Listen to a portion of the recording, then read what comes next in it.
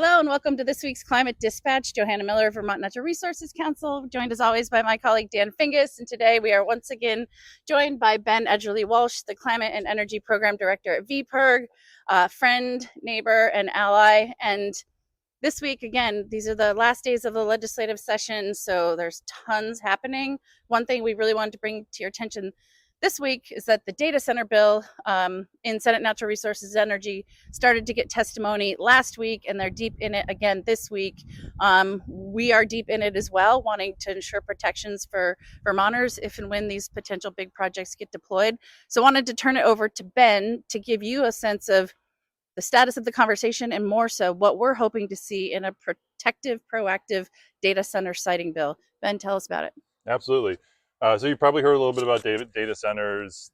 They're being built all around the country. They use an enormous amount of electricity. There's one in Louisiana that is going to use, it's being built by the parent company of Facebook. It's going to use about 3 times the amount of electricity that everyone and everything in the state of Vermont does. So we don't expect one of those to get built here, but even one a tiny fraction of that size could be a really big change to our electric grid. Vermont's got stronger protections for ratepayers than a lot of states do, but for something that is such a massive sea change in how the electricity sector is operating in the United States, they're going to take a better safe than sorry approach. That's what we're hoping the legislature will do as well. And so, the 3 basic principles that we're operating on here are, 1, we need to protect Vermont ratepayers and our grid and our grid's capacity to keep serving Vermonters. 2, we need to get the carbon pollution from any potential data center operating here in the state of Vermont as close to zero as we possibly can. And 3, any data center should be operating with an enormous amount of oversight and transparency so that we know exactly what's going on and what more we might need to do as a state to really make sure that Vermont's grid, ratepayers, and climate are protected. So again, these are things that Vermont has done a lot on in the past. We're not starting from zero, but we think it makes a lot of sense to make sure we've got redundant protections in place, because these are, in some cases, multi-trillion-dollar companies that are being run very differently than other large electric loads that we might be used to operating on our grid.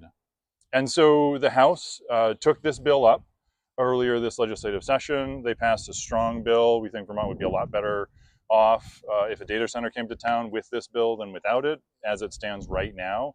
But there are definitely things to be done to strengthen the ways that it ensures that ratepayers remain protected as they are today, reduces our carbon pollution, and really make sure that we have the space on our grid for things like electric vehicles and heat pumps and all the amazing work that we know needs to get done with or without data centers.